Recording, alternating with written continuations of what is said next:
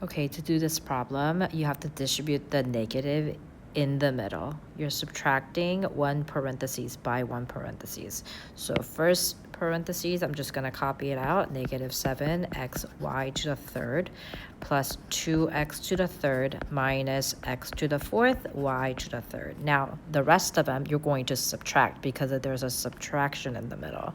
So minus, okay, 6x to the fourth, y to the third, and then you have minus 3xy and another minus 5xy to the third plus 5x to the third. You see that all of the signs of the terms inside the second parentheses have changed.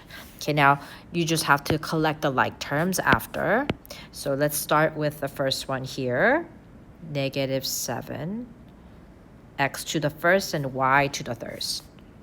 So x to the first and y to the third, I see another one here.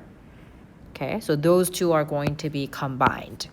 Okay, so negative 7 minus 5 will give me negative 12 xy to the third. Notice how x stays as x, not x to the second. It stays as x to the first and y to the third. Okay, so the variables stay as is. They're like terms. They do not change. The next one that I'm going to change, I'm going to try to do is 2x to the third. There's another x to the third here. So 2 plus 5 is going to give me 7x to the third. Okay, the next one I'm going to do is this one.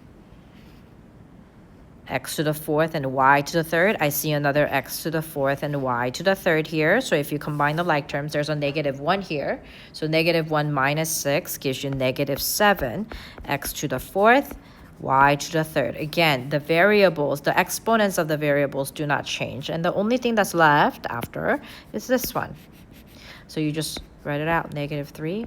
X, Y, and that is your final answer.